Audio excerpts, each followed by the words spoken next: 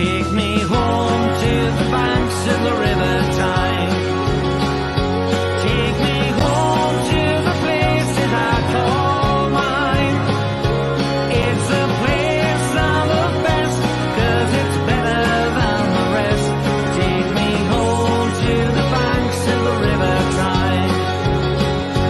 Take me home to the banks of the river Tyne. Take me home to the place that I call mine. It's a place I love best. Yes, it's better than the rest. Take me home to the banks of the river Tyne.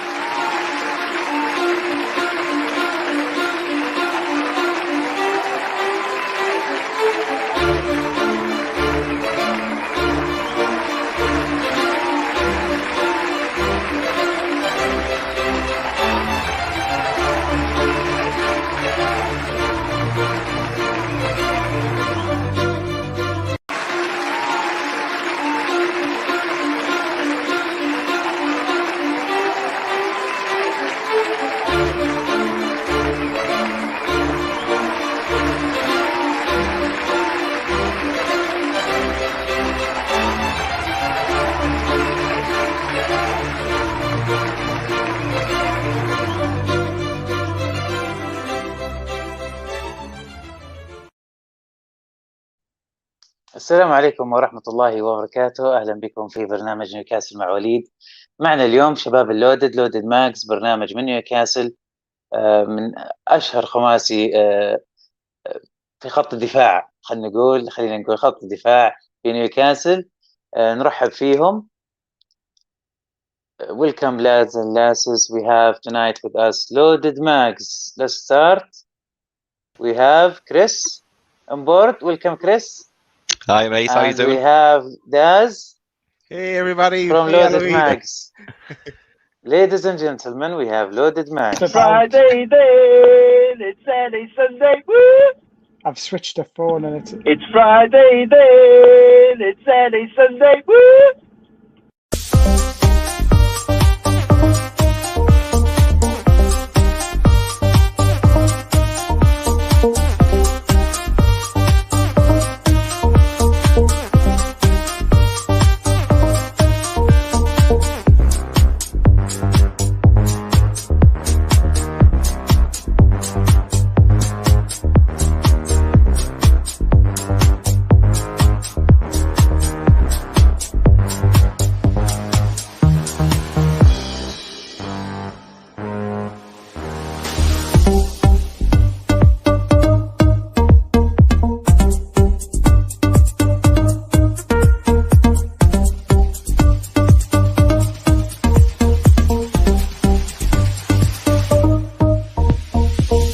It's Friday then, it's Saturday, Sunday, woo! I love That that. was the special of Loaded Mags, the zebra. First time after the takeover. Welcome, lads. Hey. I was wondering Class. where he went to Eloise. He got lost. He ran away on us, that zebra. So I'm happy he's now found safe and well in Saudi. Absolutely. Really honored and glad finally takeover happened. And you know what? I remember I've been with your show for a few minutes after the takeover, but to be honest, I didn't remember any details. I was just happy, and I've been invited to the show, and that's it. I didn't remember what happened really. It was the same day or the same night. Yeah. Yeah. It was the day So after. that's why actually I was very high that moment, so I didn't remember. I didn't recall. I remember shouting. I got so drunk at the end, I believe. Like, So you didn't remember as well? towards the end, yeah, I was just like, I don't even know what I was saying in the last half an hour. I was just knocking back the Newcastle Browns, just going bang, bang, bang. And in the end, like, people were coming on, it was just going, hey. Yeah, really great times, and we deserve it. Yeah. We deserve it much. Let's start with this report. who is لودد ماقز. نشوف تقرير عن لودد ماق، البرنامج برودكاست في نيوكاسل، نشوف هذا التقرير ونرجع للشباب. قناة رياضية تتكلم بكل ما يخص كرة القدم بشكل عام ونادي نيوكاسل بشكل خاص، يحوي على برامج متعددة وضيوف من جميع التخصصات الرياضية والموسيقية والاجتماعية وردود فعل الجماهير بعد المباريات. يقدمها الرباعي مارتن وداز وكريس هول وريتش وبيت.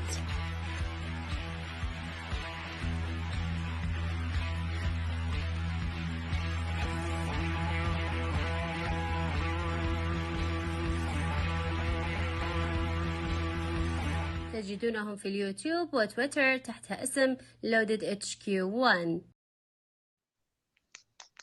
That's us. I love that. That's so Welcome, good. Pete. Hey, Hey, Pete. Pete, you missed the zebra.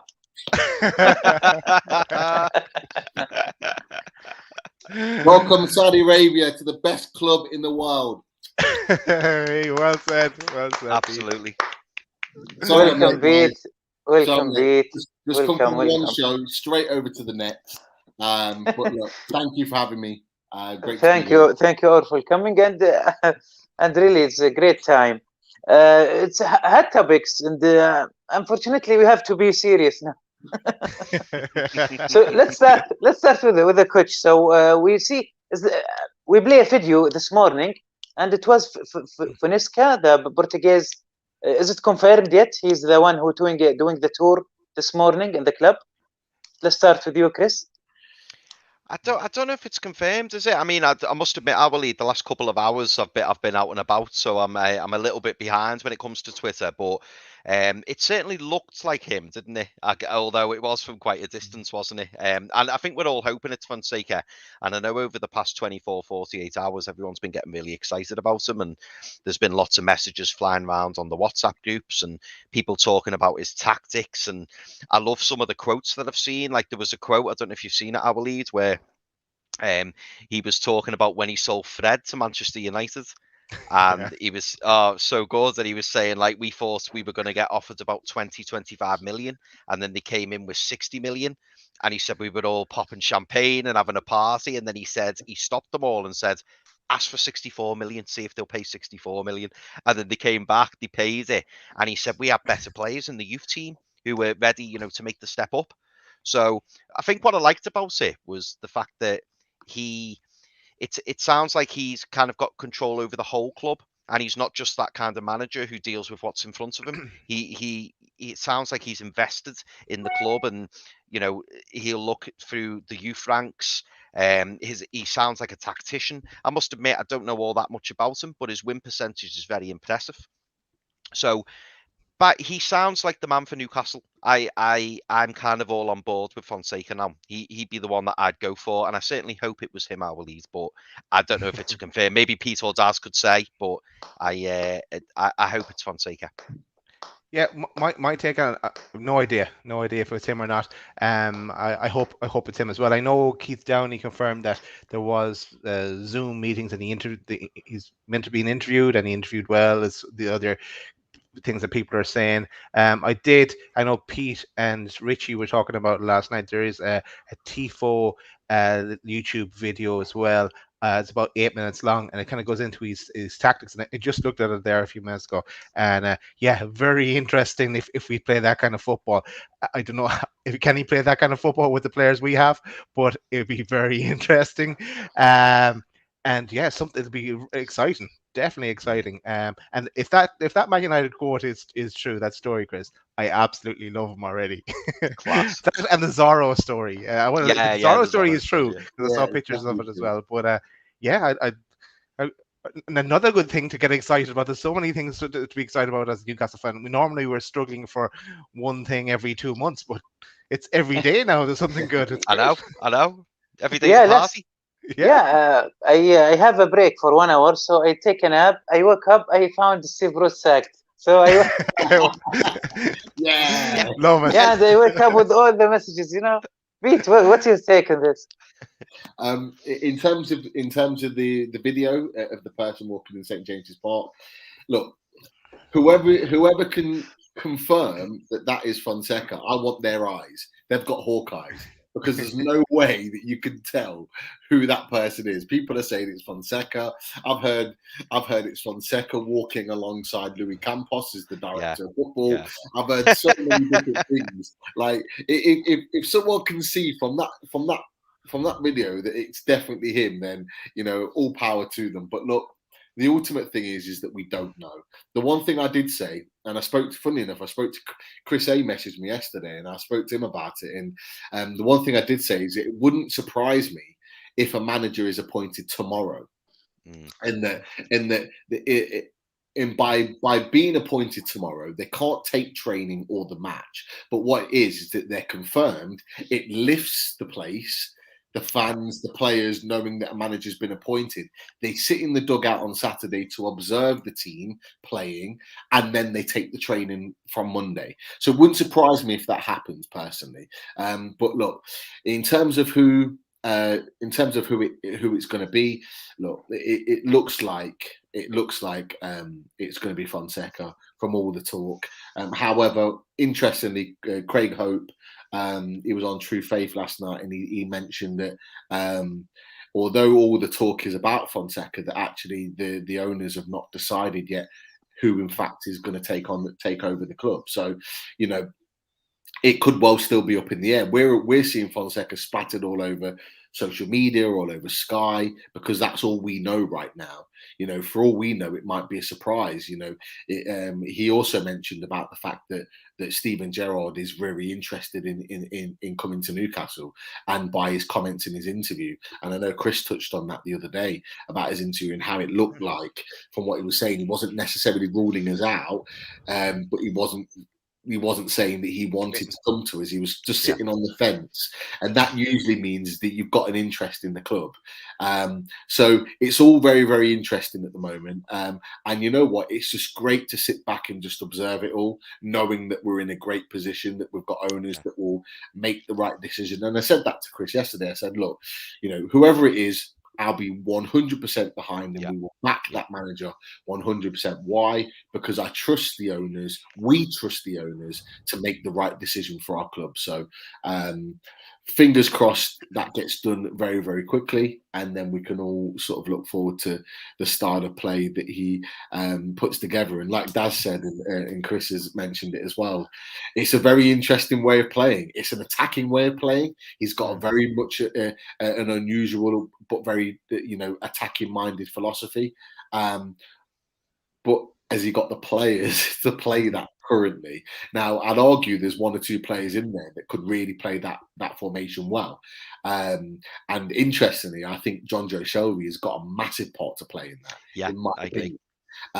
Because he likes to play short passes, he likes to have a midfielder that drops deep into that centre back position and plays long passes out wide. That's John Joe Shelby all over. And if he can get a way of playing, John Joe Shelby may well have a future at Newcastle United, whether we like that or not. Building the team around John Joe Shelby. Oh no. Quite possibly. Fabian Shaw as well. He likes Fabian Shaw all day. He likes a ball playing centre back.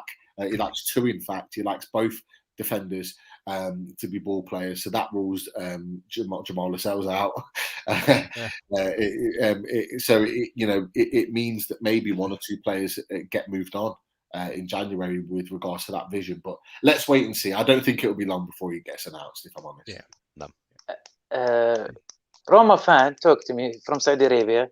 He said, I believe this is Fonseca because he recognized him from the blue shirt. Confirmed. You heard it here first, though. Roma. He's a Roma fan, so who know better than him? I think. He said that he always come with this shirt, so let's hope. Who? I know we don't want to cause any trouble. But who make the video? You think? Is it paparazzi or how? Because this is or the mall is still. Maybe Stevie Bruce leave, but the mall is still there. Or what is the story? The mole is 100% still active. Like, I'm still convinced it's one of the fringe players, one of the players that has been discarded. Wouldn't surprise me if it was someone like a Dwight Gale. I know that's what. Yeah, I think it might be as well. But someone like a Dwight we Gale, don't know. or even a maybe the pigeon. because it was from the roof. That's true. Resurrected. I don't think Dwight Gale was in the roof. I don't know. I wouldn't put it past him. It's not like he's training at the moment. It's not like he's training to play. There is two names since the takeover, or maybe before the takeover: Eddie Howe and Funiska. This is the two names being always in the media. Now we have maybe close to Funiska, and we talk about him. Why do you think Eddie Howe? We still hear this name in the news. What do you think, Chris? Do you know what? I thought Pete described this really well on the show. I think it was it last night, Pete? You were talking about Eddie Howe and the vision. Because I wasn't on the show last night, but obviously I caught up with it, and I think Pete's absolutely right. It depends how the clubs see the manager going forward. So I think if we're looking short to medium term, I think it will be Fonseca. As in, I think Fonseca will be here for possibly 2 to 3 years. But if it was Eddie Howe, I think it will definitely be until the end of the season. And I think that is the reason why Eddie Howe's being interviewed, because obviously Eddie Howe, as an advantage over Fonseca, Eddie Howe's got the Premier League experience. Eddie Howe knows, 3 of the players, and obviously he's got the same kind of philosophy as Graham Jones. So that could be why Eddie Howe's being brought in. Perhaps the owners have interviewed numerous different people, and maybe the person that they want isn't the one who's ready to come now. So that could be why Eddie Howe's being interviewed, as he would be the backup, as I don't think Eddie Howe would be in this job for 2 or 3 years. I just couldn't see it. I think it would probably be until the end of the season, and then a decision would be made. If he does fantastically well, they might give him another season. Or if he just manages to keep us up, I think they'd say, thank you very much, Eddie, time to go. And they bring in a new manager, and I think that is why I think Eddie Howe's still being mentioned. Eddie Howe, I think Eddie Howe's stock was pretty high when he was at Bournemouth. Obviously, they went down under him, but I did feel sorry for him a little bit, because his reputation kind of got tarnished, because people forget that he kept Bournemouth in the Premier League. I think it was for 4 or 5 seasons, and they were playing some really nice football. And I do feel that if he had a better standard of player, if the chairman was able to back him with more money, I think he may have pushed the club on. And then unfortunately for him, he's left Bournemouth, and now he's been out of a job for a little while. And I do think that's to his detriment, because the longer you're out of the game, you just kind of fall away and you get forgotten about. And then people think that, well, I'm not saying that this is the case, but people then believe that you're like out the loop, and that maybe you're not as switched on as what you once were. I mean, I always look back at the likes of Alan Kirbishley. He did a fantastic job with Charlton. He then left Charlton, I think, in the hope that he was going to get that next step or that better job, and then that job just never came. And then Alan Kirbishley just disappeared from the football world, which is a shame, really, because he did actually do good things with Charlton. So I think personally, I will lead. If Eddie Howe is appointed in the next few days, I think Eddie Howe is going to see us through for the season and hopefully keep us up. It could also be as well, and I don't think Pete mentioned this actually, but I'm sure this is what Pete thinks. I think if we did get Eddie Howe and we got relegated, I think we keep hold of Eddie Howe in the championship season to get us back up, and then we bring the new manager in once we got back up. Hopefully that doesn't happen, and I don't believe we will get relegated, but I think Eddie Howe is being mentioned because he is a stopgap until a more high-profile manager becomes available. For me, Aloid, it's funny, Chris mentions Alan Kirbishley. I remember for 10 years after that, Alan Kirbishley was linked to every job that was going. Yeah. His name was always linked. It was kind of funny. And people still throw him in the mix just for the crack. Yeah. But on Eddie Howe, I think Eddie Howe was linked to Newcastle before the takeover went through.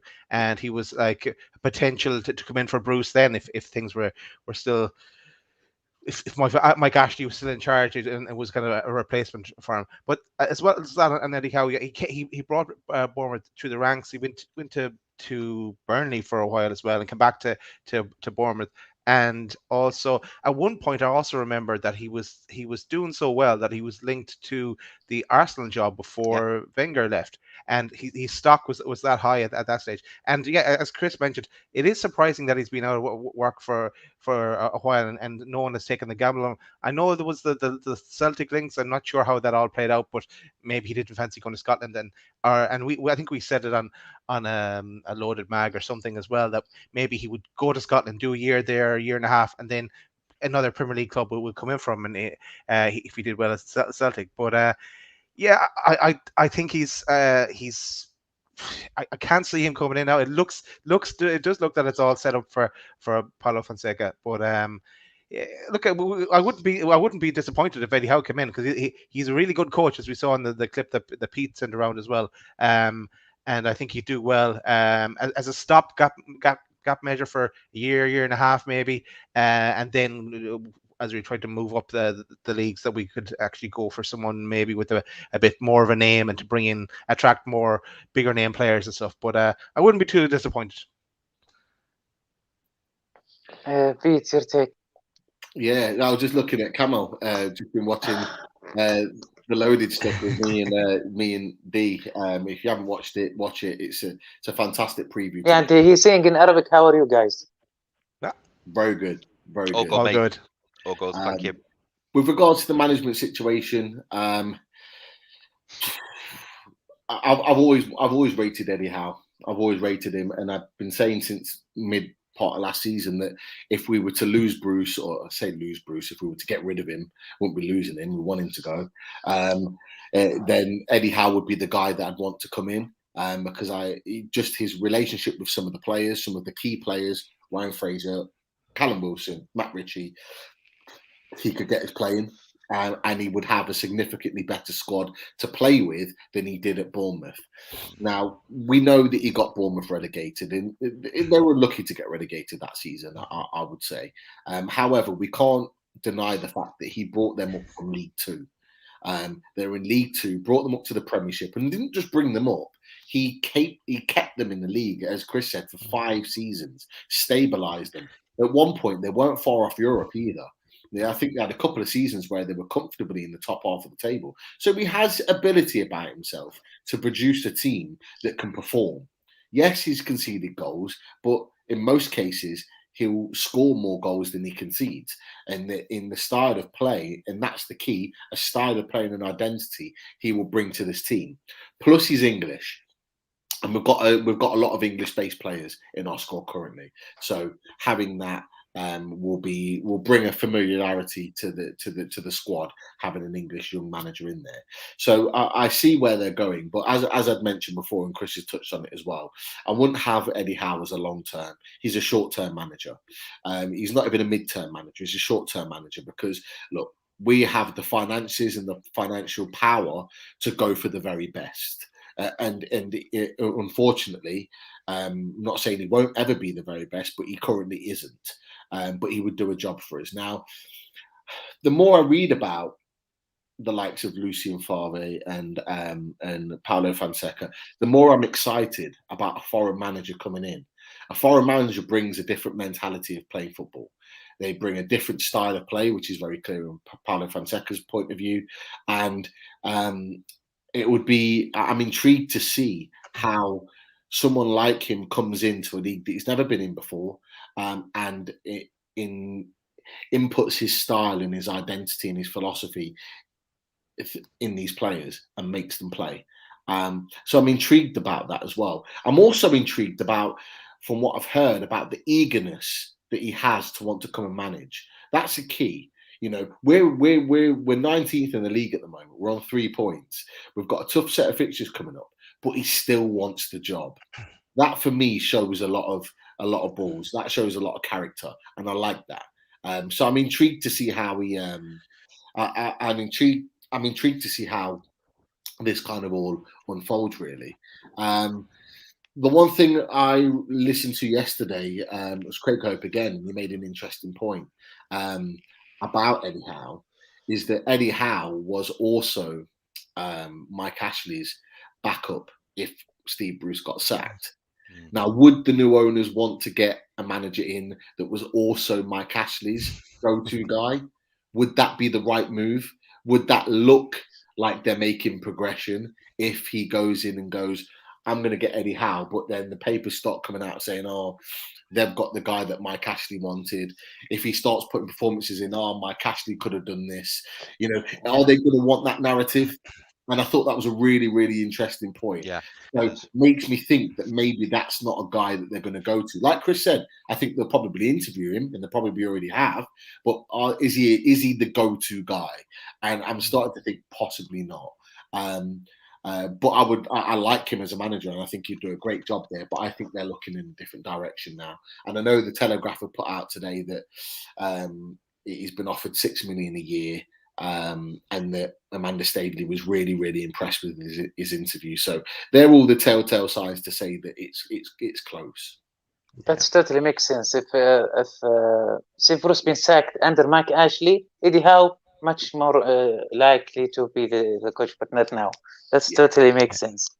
Before we go to Graham Jones and the coming game on Saturday, let's talk a bit about last game of Steve Bruce, Tottenham game, and the spirit in the game, and it was really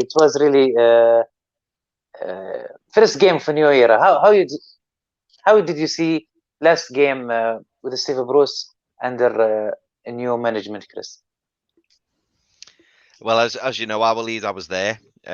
So I went to the Newcastle game, and do you know what? For the first 5 or 10 minutes, it was absolutely fantastic. Like, the atmosphere was buzzing outside the stadium. Yeah, that picture. Do you know what? The ground was electric. It was absolutely amazing, and I think we all felt that the new owners being there, and obviously Mike Ashley being gone, was really going to push us on. And we certainly saw that from the players in the first 5 or 10 minutes. And then, unfortunately, everything just reverted to type. It was just the same old performance. Players not doing the jobs. Well, I say players not doing the jobs. I don't think the players knew what the jobs were, and I think that was part of the problem. I believe. I mean, I spoke to Pete about this, didn't I, Pete? I spoke to you about this. Was it last night or the night before? Saying I felt a little. Be honest, I felt a little bit disappointed that Steve Bruce was allowed that 1000th game. I totally understand it. I get it. And I suppose I think it was what Pete said, you know, about the owners didn't want to be perceived as the bad guys. So I think by giving him that 1000th game, being able to see what is wrong with the team selection, the formation, the way you could see the players weren't playing for them after 5 or 10 minutes. So in a way, I think it may have helped the situation in terms of the owners could see, hang on, there's something not right here. We need to really get a new manager in, and quick, because results are not going to turn around. So in that sense, it was probably a good thing, and it shows that, you know, the owners were looking after Bruce in a way by letting him have that 1000th game, because I do believe that if they had got rid of him before the game, now I look back in retrospect, perhaps they would have received a lot of stick for that, and people would have said, "Oh, why didn't you give him his 1000th game? Give him his swan song?" And then we did, and then we've ended up coming away with no points, because make no mistake about it, وليد, we played against a very poor Tottenham side at the weekend. We could have beat Tottenham on Sunday. They really haven't got that much about them. We made it very easy for them. And I think as soon as it went 2-1, heads really dropped. I mean, the equaliser, I think it was in Ndombele. It was a good goal. It was a good finish, but nobody was anywhere near him. No one was anywhere near him, and it was easy for them to take a touch and place it, and the goalkeeper had no chance. The Harry Kane one, the defensive line was far too high. Trying to play the offside trap didn't work. And yeah, we just fell apart. I was worried, I'll be honest. I was worried that coming into this game this weekend against Palace, that we'd still have Steve Bruce. Thankfully, we don't. And honestly, like, I can't stop smiling. I'm just so happy about it. And I do think in a small way that if that game hadn't have happened on Sunday, perhaps, you know, we wouldn't be in the position that we are now. And the reason I say that is because the owners have made a snap decision based on what they've watched. Now, if they'd have got rid of him too quick, maybe the media would have jumped on them. the media are making out Newcastle fans have treated Bruce badly, which I completely disagree with. I'm sure you'll touch on that a bit later on, perhaps. But yeah, our lead. To sum it up and to answer your question, I was not very impressed with what I saw on Sunday. But now I'm going into the weekend. I can't wait to see the lineup. I can't wait to see what Graham Jones is going to do with these players. And hopefully we've got that buzz of a new manager. Fingers Yeah, crossed. we'll discuss now what could possibly happen. But what's your take, Des, about the game with Tottenham? I believe it was first 10 minutes within the goal we get excited, and this is just the power because enthusiasm. After that, we get back to Bruce Ball. Yeah, Louis, I'm going to even take it back a bit further and kind of build up what Chris was saying. I think when the owners came in, I think they like we found out on the Wednesday evening, Thursday, that it was all going through. It's my thinking. The way it looks is that the owners themselves only found out about 2 days before us, because there was nothing lined up and nothing planned. Whereas before, when it was all meant to be going through last summer, they had Rafa lined up. They probably had their director of football and players scouted and maybe even ready to sign, as we heard in the rumors at the time. But yeah, so it was kind of a lot of pressure on them, and I think they probably got to a point where they said, do we sack Bruce now or do we wait till after the game? And they just decided, oh, we'll just stick with them for the game. And yeah, it didn't. It kind of backfired.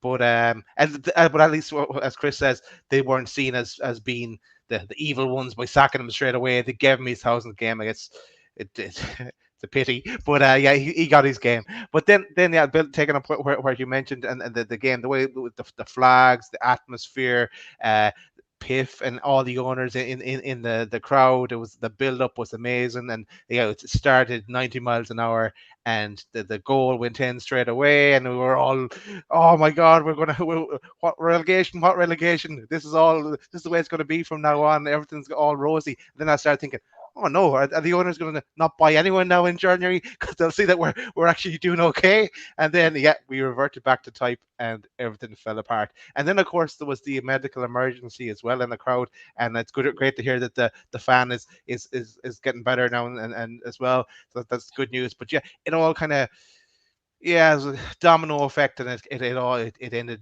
badly for us then. But yeah, I'm sure we'll get on to the upcoming game. But yeah, the Bruce's last game wasn't pretty, but we were well used to that. The man didn't want to be there. He wanted out, and he finally got his wish, I think. Peter, except the atmosphere, something changed in the field.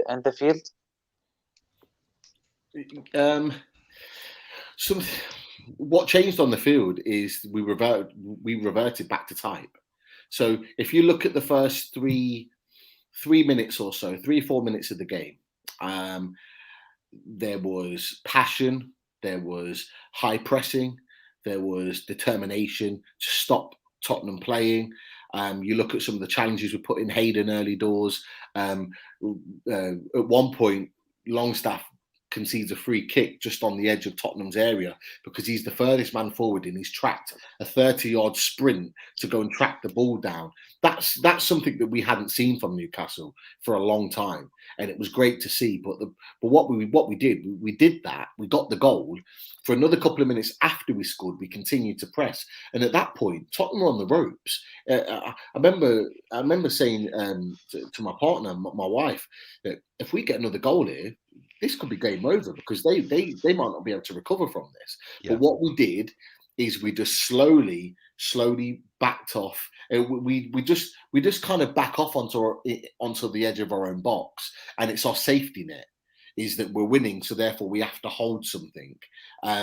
And what we did is allow Tottenham to just hold the ball in their defence. They just kept the ball and just knocked it around for a couple of minutes, composed themselves, got themselves into the game, and then started playing at that point.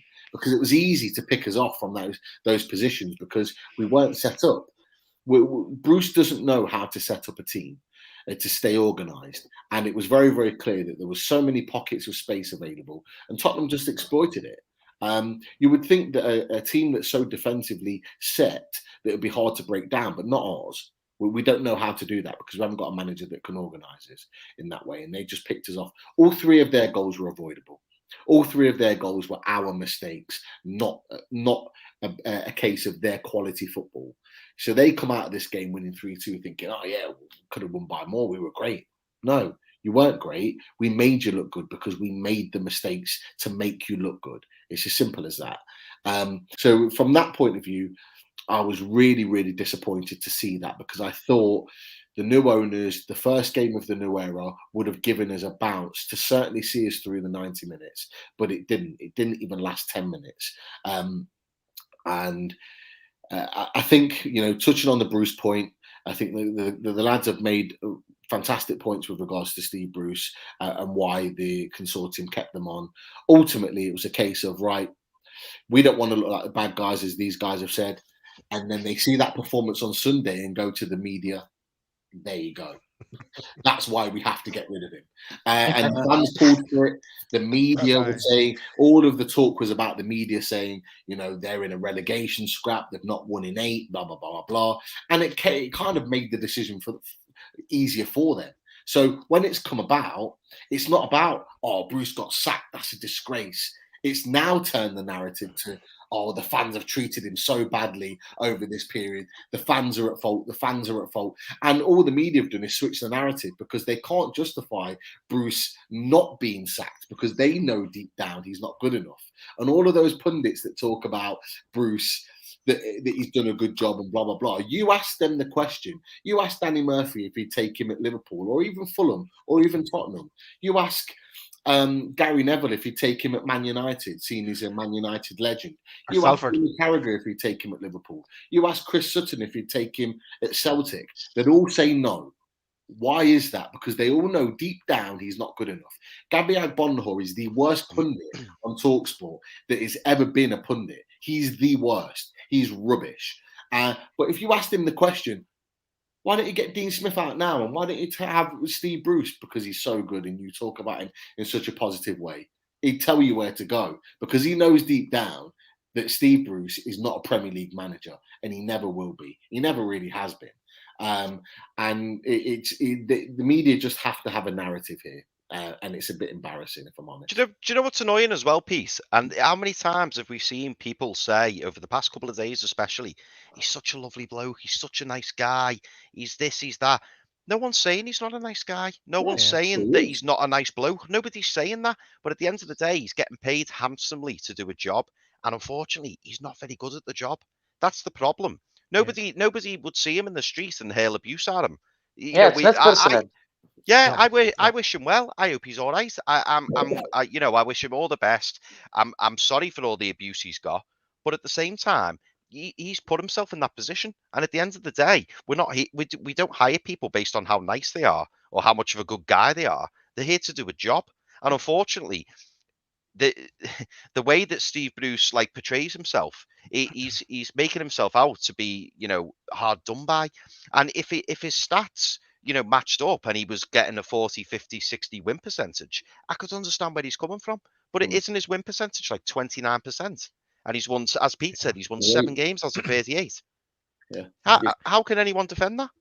The interesting thing is that Steve Bruce has said on at least 2 occasions, maybe even more, that actually when he's seen Newcastle fans in the street and out and about, there've been nothing but positive to him, and there've been nothing but nice. So it's not the people that he sees face to face that are horrible, that hail abuse at him. It's all about social media and what people say on social media. Now, if truth be told, he's told us a few times that he doesn't even have social media. So where has he seen this from? Because it's his son. His son keeps feeding it. Yeah, so he's seen it based off his son. So he's not getting it directly. He's reading it off his son. So who's to blame there? In terms of, yes, he shouldn't be getting abuse. Some of the things that people have said, yes, they shouldn't be saying that. But I tell you what, we as fans are more within our right to question our manager if he's not doing a good enough job, just as Chris has said. Now, he's already said, like I said, on 2 or 3 occasions, of all the fans that he's met, he's had loads and loads of letters of well wishes. Everyone that he's met has been positive and respectful and nice. So where is this negativity coming from? It's coming from social media, from a small percentage of fans on social media, because let's face it, we always say there's only a small percentage of fans that represent the club that are based on, say, social media. We always say that, but it's only a small percentage of those fans that are in any way being negative or disrespectful towards him. And that small percentage is the one that he's focused on, because that is what the narrative is, and that's what they want it to be in order to make Steve Bruce look like a good guy. I'm sure the small percentage or the bad bandits you mentioned, Pete, they didn't watch the games we watch, the minutes we were suffering. Torture. No, yeah, the torture. Nobody. They don't even. And know I can see the face expression of the new owners during the game, maybe in the middle of the game. It still it all. And you know what, I believe it's probably a really odd comparison. But imagine you had a family member and they were in hospital and they needed a major operation, right? And they operate on your family member, whether it be your brother, your sister, whatever, and they mess the operation up, and they lose an arm or they lose a leg or whatever, and then you then get angry, you're upset, they haven't done their job properly, and then people start going, "Oh no, but he's a lovely guy," and you're like, "Well, we know he's a lovely guy, but he's not very good at his job, is he?" So you're not just going to be. It's probably a bad comparison, but it's not the greatest example ever, Chris. Hey, do you know what though, Dad? It makes sense. It does make sense. It makes sense. It does make sense, because you might agree he's an absolutely fantastic bloke, but he's just made a mess of this operation. Do you know what I mean? And I know it's only football, but people care a lot about Newcastle. People care about the club. People live for the football club. And if you've got someone who's not doing the job properly, but constantly is coming out and defending himself, and then others are saying, "Oh, he's a great bloke, he's this, he's that. Oh, why are you being so harsh towards him?" And then he walks away with millions of pounds, and then people are feeling sorry for him. Just don't get it. Chris, let's give Steve Bruce a break. Let's see. Yeah. I was just going to say that some people give their right arm to be the manager of Newcastle. Okay. Hopefully not literally. So we wish he's a nice guy, and we wish him good luck. Yeah. But we need to move forward, and you really cover it all, guys. Now, the thing I'm excited about, as you mentioned, regarding Graham Jones. Now I want to see, because I always thinking, okay, when they are working together, Bruce and Graham Jones, I'm sure there were a conflict and discussion, different opinion, and different thought or tactics. That's why I want to see. This is what I'm looking for. So I want to see is Rachi will be the left back, Shelby will be Shelby no red card. I want to see what difference between thinking of Bruce and Graham Jones, and this is what we'll find out. What do you expect to find out, Chris, this Saturday? Do you know what, I believe it's a fantastic question, and I think that's what we're all looking forward to, because if we, I must admit, if we see exactly the same lineup, I will panic, because I don't really know what I'm expecting him to do though. So it's a difficult one. I mean, obviously, I want to see Dubravka back in the team. I think, do you know what? I think the most interesting one for me will be who he plays left back. I'd be interested to see if Jamal Lewis comes in for Matt Ritchie. And I'm also interested to see whether Fabian Schär plays. I know Pete mentioned on the show last night that Fabian Schär seems to have been put in the spotlight in terms of the photos and the videos that the club have been publishing over the past couple of days in training. Really, there's not that many changes that you can make it, but it just goes to show we do have a good set of players, but they've got to be played correctly, and we've got to play a formation that works. Now, we're led to believe that the formation we've been playing over the last few weeks has been Graham Jones. Now, that will be proven on Saturday. So, for me, I would like to see Jamal Lewis playing, and I'd be interested to see if he does play. I'm interested to see whether or not Federico Fernandez comes back in. Again, I sincerely hope he does. Fabian Schär could possibly come in, which would be good. I hope Manquillo stays in at the right back slot. I'm assuming he's going to have to play Hayden, Longstaff, and Miggy. Miggy Almiron. I'm assuming that they're going to play, and obviously we've got Well, again, really interesting now, وليد. Will he play Joe Linton? Has Steve Bruce been flogging Joe Linton and hoping that he'll come good? Don't get me wrong. Someone put in the chat before, Joe Linton has improved since he first came in, but are we going to see him in the starting 11? I'm just not sure. I think that's why we're all excited, I believe, because we're hoping that we're going to see better performance. We're going to see new ideas, a change in formation, possibly a change in personnel. But really, we haven't got a clue, have we? But we're all going to be keeping our eyes peeled at 2:00 on Saturday for when the lineup gets announced. But me personally, I don't think there'll be a big overhaul. I don't think there'll be a lot of changes. But for me, it's all about how we play. Not necessarily the personnel in the team. It's how we play and how organised we are. And let's see if Graham Jones can bring something new to the table. For me, I remember the time when Bruce says he was going to do it his way. Everything was going to stop and change, and he was going to do it his way. So yeah, I can't see it changing an awful lot, because I think Jones has probably been coming up with the formations, but just little tweaks. I think that Jones will bring to it, and it'd be interesting when he makes his substitutions, if he needs to make substitutions. Remember, it was all 65 minutes for Bruce. It wouldn't never alter, and would it be interesting if we need. If we need to bring on Gale, will Gale come on? Because I know Jones and Gale had that bit of a bust up as well, but it's probably all over and done with now at this stage. Because Gale as well, he's playing to find a new club come January, probably in the championship. So he needs to put his name back out there again. So there's little things like that. It'd be interesting to see. But as kind of Chris alluded to, there's not an awful lot he can change in that short space of time. He's also auditioning himself, Jones, because as Pete said, I expect the kind of manager to be either announced tomorrow or be in the crowd on Saturday, just to kind of, it'll be just a rubber stamping of it in the next couple of days. And if Jones proves himself, because it'd be totally new to the new manager that come in as well. And I think we should hold on to Jones because he's proven, and England want him as well for games. But so not expecting an awful lot, but yeah, I want to see the little things that can improve us, and I think Jones could bring that. And at least we know that the players won't be. They never went to Bruce anyway. They went straight to Jones, so they know he's the main man now. So let's see what he can do.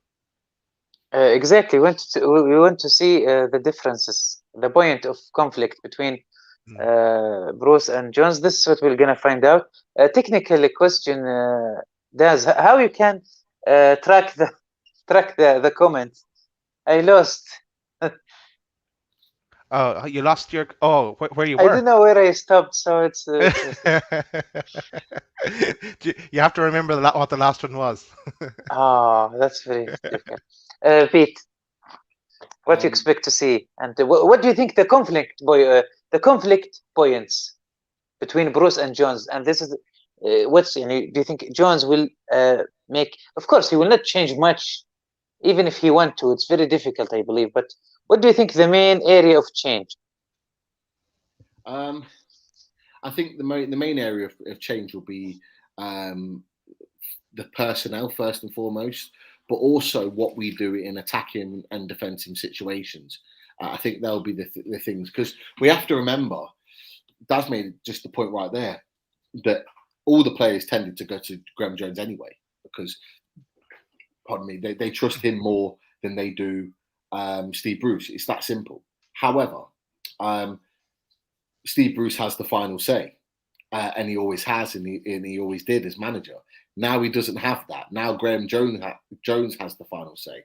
So I think in certain transitions, in certain situations, you'll see differences in how we set up in game, not just as a formation. Personally, I think we'll go as a 4-3-3. I think Chris is right, and I mentioned it about Jamal Lewis. I think Jamal Lewis will start. He has to start at some point. He's a 24-year-old lad, and he has to play football. If he's going to develop his career, he has to start playing, and he's the only left back at the club, so he should be playing, in my opinion.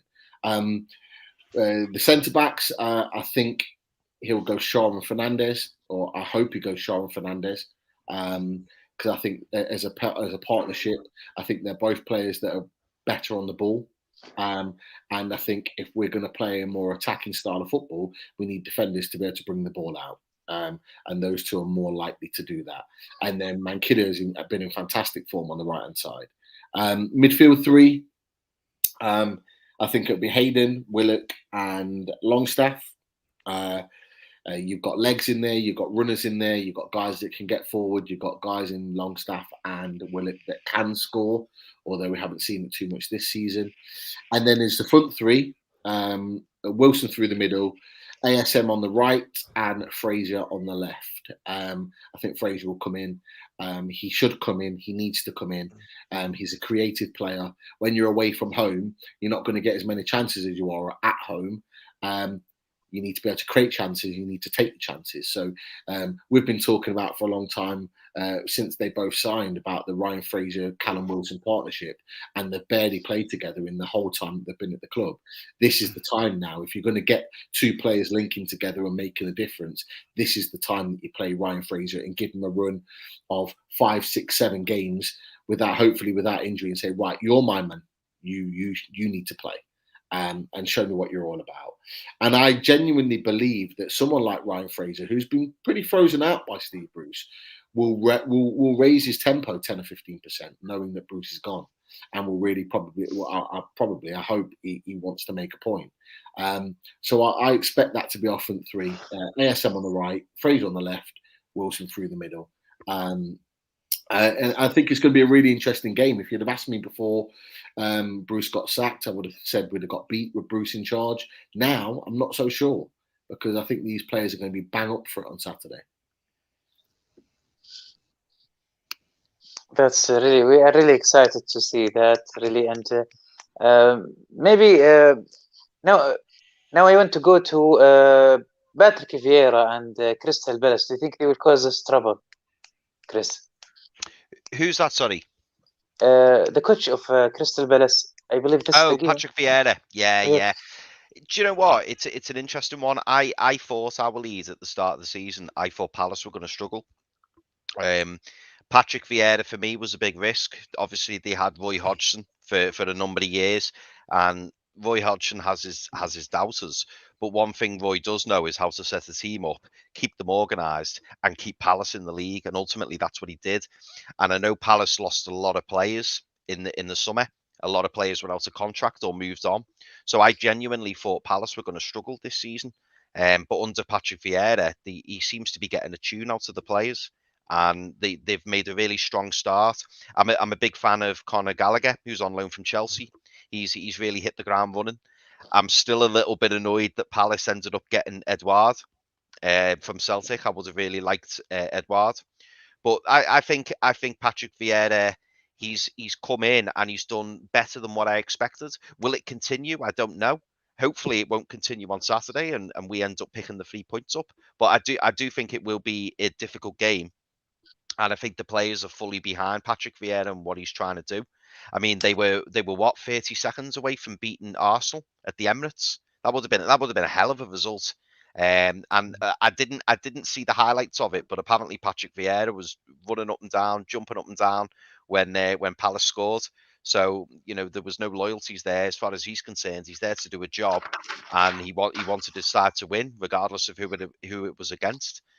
So I think Palace are going to be a threat this weekend, but I think, like Pete, I think we can approach the game thinking, we can get something from this. And like I say, all that negativity now, Bruce is gone. All that negativity's gone. So I am hopeful that we can get something against Palace at the weekend. For me, I didn't see the Arsenal game there the other day, but I did see Crystal Palace play Spurs. I think it was Spurs anyway, a couple of weeks ago, and yeah, they would look really well. And as Chris mentioned, and I know it was Martin that flagged it to our attention back last year. It was Conor Gallagher at West Brom, I think, and he's a class player. I wouldn't mind us signing him. He'd be a perfect addition to our squad. Impressed with him. Zaha is always a threat. It could probably be billed as Zaha versus ASM and the trickery kind of side. Then Edward, yeah, he's in that game actually he did score a goal. But yeah, I'm surprised Crystal Palace are doing all right.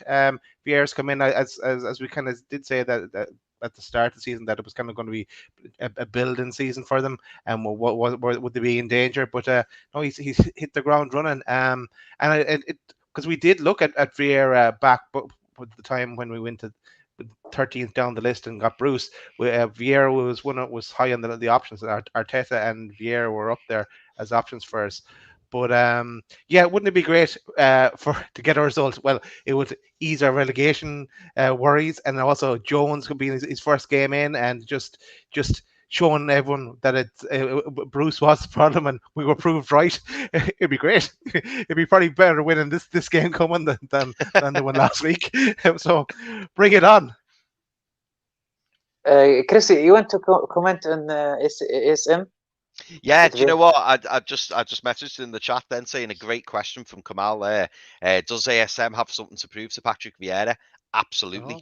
Absolutely. I completely forgot that it was Patrick Vieira who was at Nice and sold us Alan St-Maximin. So, yeah, wow. Yeah, Alan St-Maximin is going to want to, I won't say that. Alan St-Maximin is going to want to prove to Patrick Vieira that he shouldn't have sold him to Newcastle. So, yeah, wow. We're going to hopefully see a really big performance from St-Maximin at the weekend. Pete, how you see Crystal Palace, Vieira, and St-Maximin facing previous coach? I don't think he's necessarily got anything to prove, because I think he's always been confident in his ability. I think the biggest thing for Vieira when he let him go was that he couldn't fit into a team setup. That's what Vieira really struggled with at Nice, is fitting him into the team and making him part of the unit. He's achieved that at Newcastle. There's still areas of improvement, but he's achieved that in the Premier League at the highest level. So I think he's probably already proven him wrong, but it's always nice to kind of throw it back into a previous manager's face. But I just wanted to mention really quickly, a couple of hours ago, Nicolo Sharia, who's a highly recognised European journalist, has mentioned that Paulo Fonseca to Newcastle is in its final stages, potentially a 3-year contract, and it could be likely confirmed tomorrow with him being in the stands. So yeah, it's looking like he's the guy.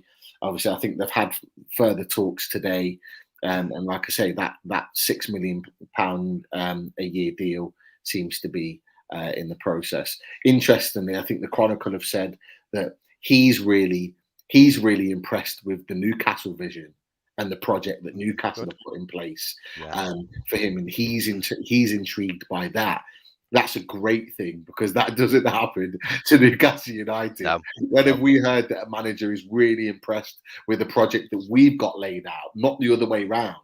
So we've been impressed, and Staveley's apparently been impressed with him and how he plans to set up his team and how he wants the team to play.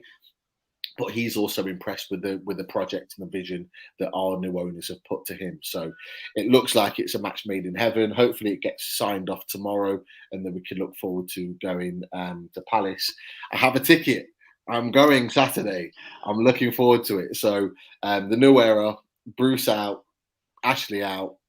I'm just going to sing my heart out, regardless of the result, and just enjoy the moment. So it'd be nice to see that he might well be in the stands as well. But I forgot what your question was now. I was talking about Fonseca. I forgot what the question was. Actually, just the Crystal Palace, what we expect to see. What from Crystal Palace? I think a very direct attacking team. I think we need to be mindful that they're going to hit us on the counter attack. what we find from Crystal Palace this season, I was talking to Dee, the Palace fan, about it on the away day show tonight, is that it's not just about Wilfried Zaha now. And Wilfried Zaha didn't play on Monday. He was ill. And look how well Palace played without him. That's not necessarily always been the case in the years gone by. What they've got now is a group of attacking players that are very, very talented. You've got Benteke that's refound his form. You've got Eze that's injured, that's not even back playing yet. You've got Wilfried Zaha, as we talked about. We've got Edouard, who's a terrific striker. People questioned him after a bad season at Celtic last year. He's proven those doubters wrong with a really good start, and he's playing well. He knows where the goal is. They only cost them 14 million. Absolute peanuts. It's a joke that he went for that that little amount of money. And then there's another young lad called Elise, who came on as sub. He's come on as sub a few times now. He is a talent. QPR. He's big, tall, he's fast, he can travel, he's got skill. And I think he's only like 19, 20 years old. And, you know, they've got players now that they can call upon. That's an issue for us. The one area that I would say previously that I think we could get at them is midfield. But with Conor Gallagher in there, he's like a pit bull at the moment. You look at their second goal that they scored with Edouard. He wins the ball high up, nicks the ball off one of their players, leaves him on the ground, floored. He travels on, makes one or two passes, makes that run into the box to create that space for Edouard, who eventually scores a goal. He is dynamic. And speaking to the Palace fan, they want him permanently. They want him already. He's their most influential player. And that's coming from a Palace fan. That's how important he is to them. So it'll be really interesting how our midfield battles against them. Can we get Willock and Longstaff pushing him the other way that stops him attacking us? They've got a good young defence now with Guay, who they signed from Chelsea, and Anderson that came from Fulham, but he was at Lyon. They've got rid of some of the old guards, Scott Dan, Gary Cahill, Mamadou Sakho. They've got rid of the old guard now, all the old players that are a little bit slower, a little bit older. They've brought some youth players in, and they've got a player in there called Mitchell, who's a left back. He's come through their academy. He is going to play for England at some point. Yeah, he's superb. He is a fantastic left back. Like we saw Wan-Bissaka come through at Palace on the right hand side and went to Man U for 50 million. Right, this Mitchell guy, for me, like, if we didn't already have someone like Jamal Lewis who we can mould, I'd be saying we need to go get him. Because do you think that's why they let Van Aanholt go, Pete? Yeah, because he just disappeared, didn't he? They just went, "Oh yeah, you can go." Well, Mitchell was playing a lot last season in Van Aanholt's last season. And Van Aanholt only played in stages, which is why he wanted to move on. I mean, Van Aanholt ultimately moved on for money because he is that type of guy who just goes where the money is. And I think he's gone to play in Turkey somewhere. Yeah. But Mitchell is a youth academy player. He's come through the ranks and he looks a terrific player. So they've strengthened this season. So we're going to have to be all at it, or we're going to have to give them something, a little bit of what they're not expecting, in order to beat them. The only thing that goes in our favour is that they've only won one game. They've drew a lot of games and they've only lost to Chelsea and Liverpool, if I'm right in thinking. So they've drew a lot and then they've only won one game. So the fact that they've not got up a winning mentality goes in our favour. I understand you have a question, but quick thing. What if Graeme Jones do great against Crystal Palace? Could he continue? I don't think so. I think it'll be one game and we'll have the new manager in. If it was the case that, I think there's too much going on behind the scenes. If there wasn't people being interviewed and potentially in Newcastle about to kind of sign the deal, then you think, yeah, maybe it's an audition and they could wait a while longer. But I think they probably had a few ideas, but nothing finalized, and needed that bit of time to seal the deal, I guess. But so I don't think he will go beyond this game, to tell you the truth, Eloise. Anyone else? Yeah, no, I agree with Daz. Yeah, I can't see Graham Jones staying in the hot seat for too long. I actually don't think he wants the job. I think he is a coach. He obviously had a stint at Luton, didn't go very well. And he gets a lot of plaudits, doesn't he, for the coaching that he does. Yeah. He obviously did it incredibly well for England. I think Graham Jones is just happy to kind of be in the setup, be at Newcastle, obviously being a local lad. And I think he's in a bit of a no-lose situation really at the weekends, because we're all going to be that happy that Bruce isn't there. I just really hope for Graham Jones's sake that we see something different at the weekend, even if we get beat, but we can see, that we're not playing in the Brucey way, so to speak. So I hope that we see changes, not just to personnel, but also the way that our shape and the formation, perhaps, as Pete said, maybe go 4-3-3. But it's a bit of a free hit for Graham Jones at the weekend, because everyone, again, we're going to hopefully have that fantastic atmosphere, because now Bruce is gone. The fans have got even more to shout about. And this definitely now feels like the start of the new era. I know, obviously, Ashley being gone for the last game, everyone was really delighted. But then as soon as you see the performance that we saw on the pitch, I think everyone came back down to earth. But yeah, Pete, I'm very jealous that you are going to the match on Saturday. Yeah, I was Pete, do you think Finesco will go with you to Crystal Palace game? You sit beside him. Our new coach, do you think he will come with you and watch the game there on the field, not on the TV? Hey, he can come and join me in the stands if he wants. I'm more than happy to have him stood next to me. I'd like to pick his brains on how he's going to take the club forward and put him through his paces. Another journalist, Pedro Almeida, 16 minutes ago, has just put a Portuguese flag up and a sand timer, as if to say it's coming. So it's looking like that deal is going to be wrapped up. So hopefully we get to see him in the stands Saturday. It would be nice. But I just wanted to answer Yano's question, because I knew you were going to answer that. Yano, he's on me all the time. I never get to reply, but I'll go to this time. But Pete is taking over the Bruce role of bigging up the opposition. Hey, Yano, if we win, it makes the win even sweeter, because I've bigged them up to be this amazing team. And then we beat them. It just shows how amazing we are. It bigs us all up and makes us all feel a million times better. But look, we are fantastic players too. We know that. I don't need to talk about them. And we can hurt them in many, many, many ways on Saturday. And I'm looking forward to watching that live. That it backfired for Bruce, though, Pete. Just saying. Not put me and Bruce in that same bracket, right? For one, I don't like eating kebabs. That's one thing. Okay, so me Pete Bruce, it'll stick. Never in the same ever. Yeah, Aloid, my question that I was going to ask was, and it was just something that Pete mentioned, and I know it came into my head a few times.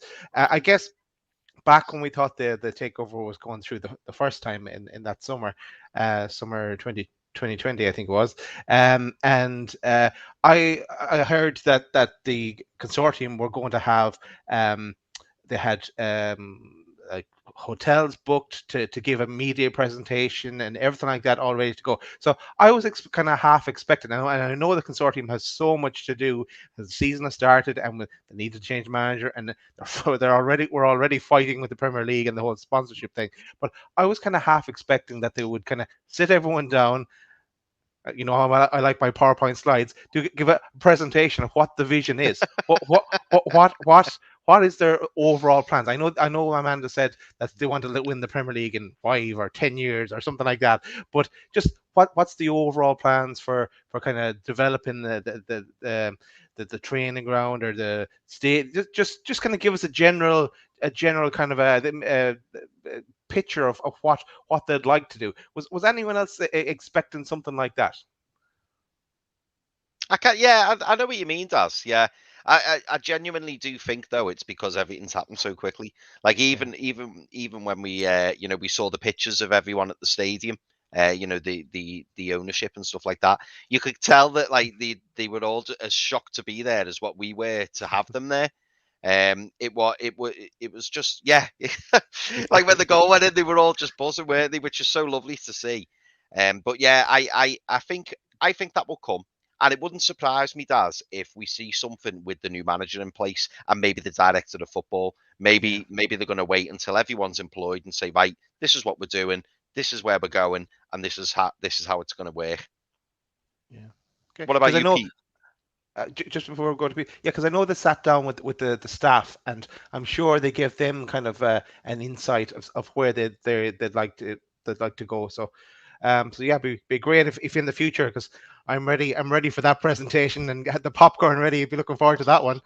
But sorry, Pete, over to you. Well, I missed the initial question. I was too busy following Yano's comments on the side to see what his reply was. What was the question? Sorry. Yeah, so Pete, I was just kind of half expecting to that when the consortium came in, that they kind of give us a kind of somewhat kind of a detailed breakdown of what their plans are for everything, really, because we've heard a lot of talk about it, but kind of give us a bit more detail on it and kind of sit us down and walk us through that. Rather than I know the initial briefing that Amanda gave on Takeover Day, but did you have any thoughts that something like that would happen? I do. It's very difficult to do something like that, and it has to be done very, very strategically, because you don't want to give too much away to your oppositions. So I do think something like that will be said. However, I don't think it's the time right now. I think it would be more appropriate to have that sort of conversation during the summer, when they're looking at their recruitment and they know that we're guaranteed to stay in the league. I think if it was August and the season hadn't started and they'd have taken over the club, I think we'd have already seen that by now. I think you would have seen it on Takeover Day in more detail, because they'd have had time to put it together. I think because they've been thrust straight into it, that they've literally been thrown straight into the job, that these little things that you're saying, which is absolutely right, we want to see that vision. But these things that they probably want to say have not been able to, because they've just been having to get on with the job. So I would expect that to be more around the sort of, the June, July time, when we've signed some players, and by then we should hopefully have either a sporting director or a director of football in, a manager that we want us to take us forward, but more importantly that we've secured our Premier League status, and that we're still in the league. But I do think it needs to happen. I think the fans do want to know what their vision is and how they plan to take us forward. Maybe when we get into a position of, if we get into a position of safety, later on in the season, and we're not kind of getting to the last parts and still deep in a relegation battle, that they might do it then. But I don't think it's right for them to do it now, because the focus is to manage and get points. Cool. Yeah, exactly. This is what I want to say. We're thinking of the points now. We want the first 3 points of the season first, so we can, everything can wait. I want to ask you about the sponsorship deal issue, because I have many subjects, but I covered it in many shows. But this one is very complicated. That's why I tried to host Mr. Kieran Maguire from Price of Football, and hopefully I will have him tomorrow morning. So please, if any have one question, please DM me the questions, and I want to ask the lads now what I should ask Mr. Kieran Maguire regarding his expertise in financial and sport sector. Let's start with you, Chris. Yeah, fantastic guest, by the way, our وليد. Really, really well done getting him on. I think that'll be a really interesting question. I mean, the question I'd like to ask, I'd say that, you should ask him, and because I'd be particularly interested to know. I just find it fascinating that out of the 19 clubs, 18 voted against, or for, if you like, for the ban, and then Man City abstained. I just find that fascinating, because I know Man City are in a similar boat to us, and maybe they didn't want to look like, they were being like hypocritical. But then on the other hand, I also wonder whether, that friendship that we've built up now with the Qataris, I wonder whether there's going to be something in the future in terms of, you help us and we'll help you. And I'd love to get his opinion on that. He's probably, far better position to answer that than what I would be, or the majority of people would be. So that would be the question I would ask, because I just found it really, really interesting that the likes of Man City said, "Oh no, we don't want to vote."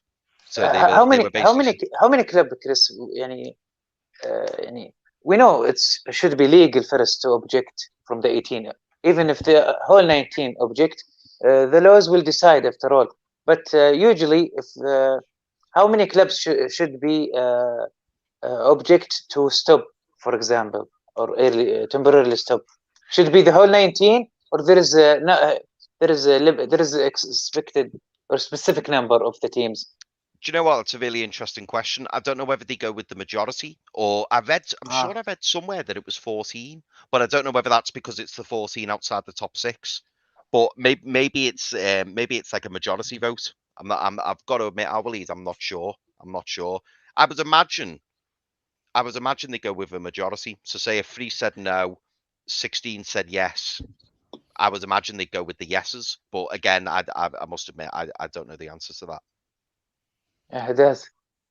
Yeah, I don't know either, Louise. But you'd probably have to read the Premier League handbook to George. George is the man for that task. But yeah, on Kieran, yeah, I remember listening to him on a few podcasts. It was probably last summer, really, and it was all around.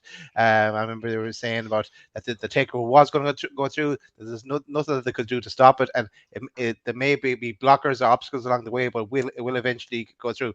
Didn't think it would take this long to happen, but it eventually went through. I suppose the only question I'd have from and he may or may not be able to answer is about the legality of it.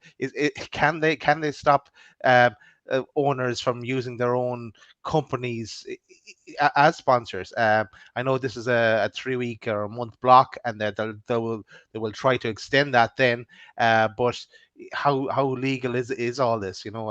And are there ways around it? I think what Chris was alluding to, because I know some people were saying it on Twitter as well. Could Man City not sponsor one of the Man City owners' companies not sponsor Newcastle and vice versa? Was that a way around it? As my suggestion was to the lads was, now we'll forget about all that. We'll just sell John Joe Shelby to a club in Saudi and for 250 million. Job done. That would be nice. It would be nice. Joe Linton double his transfer 80 million back to Hoffenheim. That would be great. But you know what? One of the questions I would ask Kieran Maguire would be around our expenditure. If the sponsorship wasn't able to go through, so what would we legally with FIFA Fair Play? What would we legally be able to spend in each of the next 4 to 5 windows per season? So we know that we can spend roughly around 190 to 200 million in January and it not touches. But if we didn't spend that, if we didn't go and spend the full 200, what over the next 5 transfer windows would we legally be able to spend and it not hit the FIFA Fair Play? I think that's an interesting question to kind of ask him and see if the sponsorship didn't go through. That's if the sponsorship didn't go through. Now, I personally believe it will, because I think they don't want a court case on their hands, and they wouldn't want to create another issue within the Premier League after there's already been a big one with regards to our takeover. Now, the interesting thing about that vote is that we already know that Man City make a hell of a lot of money, millions upon millions upon millions with regards to their sponsorship. And what's even more interesting to me is that Everton were one of the aggressors with regards to this. And the interesting thing is that Everton pay themselves £12 million a year, roughly, just for changing the name on their training ground. And also are already collecting money from sponsorships for a stadium that's not even been built yet. So how are they being able to be aggressive towards us about our sponsorships when they're already kind of cornering the market and benefiting from that themselves? It just shows a lot of jealousy towards us. And if you've ever watched The Overlap, there was a new 2-part fan section that Newcastle Fans TV were on representing Newcastle, and there was a point in which Everton were talking about the takeover, one of their podcasters, and you could see the disgust and the anger on his face when talking about Newcastle. And he was kind of like, well, we're in the same boat. We've got just as money. We can spend the same amount of money as them, and they can't spend all of their money. And it's very much like he's trying to voice his opinion that they're just as good, or they have just as much right as us, but yet their club's the one that's trying to stop us from being in a position of benefits. And actually, I just laughed at that. I just thought it was incredibly funny. Maybe ask him about whether there's a way around a resolution for the fact that Man City and Everton, and I'm sure other clubs, are already exploiting this situation for something that they're trying to stop moving forward as a vote. Surely there's a situation where and Adam McCarthy's made the point, it is totally anti-competitive, which is why we made the statement at the beginning of the meeting. And it's, whether if they do vote this out, that every club has to stop doing it. So every club has to stop benefiting from their sponsors, their own personal sponsors. And if that was the case, I can bet you that the vote would be dropped very, very quickly. I know my information in this field is very, very, very limited, very little. But if you just frankly saying that, let's say there is a British owner for football club in the Premier League, American owner and British in the Premier League team. So are you saying if you are a British owner, you can't have a company sponsorship from UK to sponsor the team? That makes sense. And the American owner, you can't bring you can't bring company from America to sponsor your team. It's not about that, وليد. It's whether you as an owner, it's whether you use your other personal businesses or your other personal companies as a way of sponsoring your football club. So that's the issue. So, for example, they used the example on one of the articles that if Newcastle used a potential sponsor of the new Saudi airlines that they're looking to obviously launch as a way of sponsoring, that's in their opinion, is breaking that rule, because it's one of their own Saudi Arabian or PIF sort of companies that they're creating, that they're using to sponsor. That's where the issue is. So that's the main problem. So it's not just about using something from your actual country. If you're not directly involved or have any financial gain within that company, then you're allowed to do it. Doesn't matter what company it's in. But if you have a say or you're a part ownership within that company, and you gain from that, or you can potentially manipulate that in one way or another, that's where they're saying you cannot do that. But we know other clubs in the Premier League are already benefiting from that, and they used Everton and Man City as an example. And the problem as well, I believe, as Pete said, say for example, Pete mentioned Everton, so their training ground is called Finch Farm. Yeah. And I think it's Adamov. Is it Usmanov? Usmanov.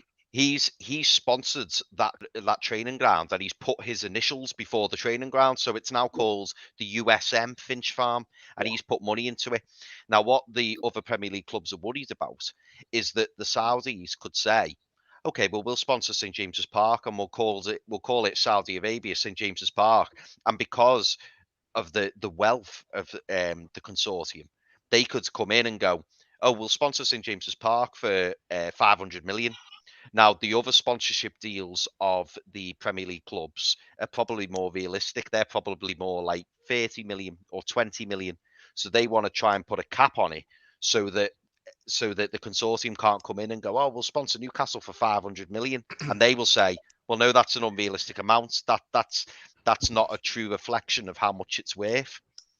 But they're basically trying to put the stop on things, and they're trying to make sure that we don't spend all this money. That I keep saying we, it's a collective we, but that Newcastle as a club don't spend all these ridiculous amounts of money. And by, as I say, if they were to sponsor St James's Park for 500 million, then the financial fair play would basically go out the window, because we'd have all that money that we could spend because we've got a sponsorship deal, whereas most of the other clubs get a sponsorship deal for 20, 30 million. But we know that we could spend hundreds of millions on that, and that's what they're not happy with. Regarding Manchester, sure. Sorry, Louise, I was just going to say that it just shows that as overall they're scared, they're jealous, and all they can do, and they're going to be more blockers along the way, is try and slow us down. But we're coming, and I think Pete said it in one of the first shows. I think it was to Ben Jacobs. We're going for you, for all the Premier League clubs, and it may take a bit of time, but we'll eventually break into the top half and the top of the Premier League and so on and so forth. So all they can do is slow us down, and expect okay, in the past, all our stories and headlines were all about Mike Ashley and everything like that, and they were all local to us, but now they're on an international scale. Every story that breaks, and there'll be more of this. So it's just the start of it. The reason why I think they've actioned it now is because there was talk that Newcastle were looking to cancel their sponsorship currently quite quickly and change the sponsor, and with that would generate the money straight away, and that's why they've actioned it now. Apparently they've I can't get the word out, but they've fast tracked it to bring it forward. Now it's not set in stone yet. I think they've got another meeting to finalise it and get some sort of vote on that. So it could well be resolved in our favour. But it like Daz said, it just shows the jealousy and the fright that it's given them, that actually we're coming. And like Daz has said, they can slow us down, but they can't stop us. It doesn't matter. At some point, we will use our financial benefits to our gain, and we will climb up the table. It's just a matter of time. There's always a way. Always a way. Manchester City, they are still with Etihad Airlines, I believe, and did they stop Manchester City now? We're still in the legal battle. Yeah, and this will be a knock-on effect to all the clubs if they do make it official and they have to prove that it's legal as well. But let's see, it's a watch this space thing, really, Louise. Yeah, so I will ask also about the Manchester City situation now. Is they changed the rules or?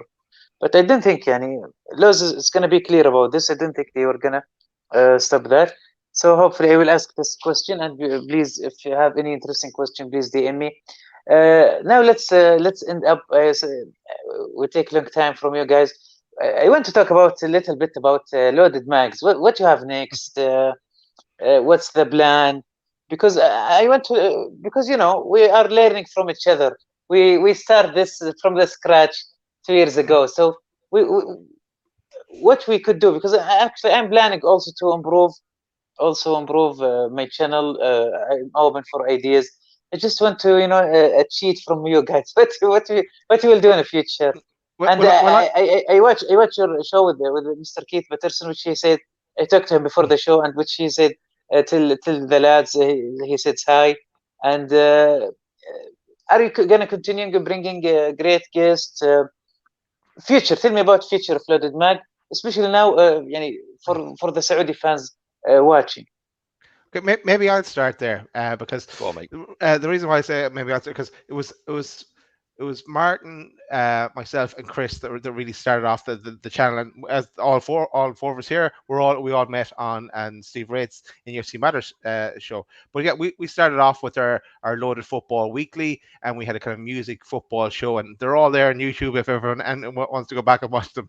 Some really good music guests as well. But yeah, we had that running for a while, and but our main interest was always Newcastle. We tried to stop ourselves talking about Newcastle, but sometimes we failed miserably on that. But yeah, and then Richie came on board, and Richie had some great ideas as well, and we mixed things up a bit. And then before we kind of really converted to Loaded Mag, Pete came on board as well, and Pete came with great ideas as well. One of them being Away Days, and one of the shows that Pete ran with, and that's his baby. So yeah, so. And yeah, we have got, since we kind of kicked off into to Loaded Mag, we've had some brilliant guests on. There's loads to mention really, and they're all on our back catalogue. But yeah, for the future, yeah, we have a list of guests that we have on our backlog to bring in at the right time. We won't mention names, but yeah, we do have some guests, and we want the guests that we've had on in the past as well to return and give us their take on the changes, because all before this it was all about fighting the Premier League, and now it's about looking towards the future. But yeah, for us, because there's 5 of us on the channel, it's all getting together to have a quick meeting on where we go next. That's where we find difficulty, because we just say, instead of we kind of end up deciding, okay, we'll cancel the meeting, we'll go with the show instead, because something has happened and we need to talk about it, or we've got someone lined up. Let's go with that. So that's the kind of problems we run into. So we do have to sit down and plan for the future and see where we go next. But it's all positive now. It's all good things. So it's we look forward to that. So that's just my take on it. And I don't know where we're going, Aloid. It is exciting for us as well. We've jumped like some of our shows just to get 30, 40 views, live people live, then about, and we the regulars that who still follow us and interact with us, and then maybe some shows that get 100, 200 views, and now it's gone 2,000, 3,000, 5. There's one show that has 5,000 views, so it's gone absolutely crazy for us, especially in the last couple of weeks. So it's brilliant. So we look forward to the future. We don't know what's around the corner. I don't think so. It'll be news to us as well. Yeah, no, I think Daz summed it up really well there. I mean, for me, I believe I love being on with the lads, and with yourself on NUFC Matters, and I struggle to put into words what it means, because genuinely, like, supporting Newcastle 2, 3, 4 years ago felt completely different to how it does now. Completely different. I feel like I've got like a whole new family now in terms of Newcastle fans, and even the people in the chat, like, when I go to the match, it's amazing because people are coming up to me saying, "Oh, hi, Chris," and watch your shows and stuff. And it's just, honestly, it's just so nice. And I can't. What is really mad, I believe, is I've seen Pete. I've met Pete face to face, but I haven't met Daz. I haven't met Richie. I haven't met Martin. I've met yourself. And like, I can't wait for the future. And for me, it's just about enjoying it, and whatever comes, comes. I mean, as long as I keep enjoying it, I'm going to keep doing it. And I'm absolutely loving it. I've got to be honest. I absolutely love it. And sharing the screen with yourselves is just absolutely great.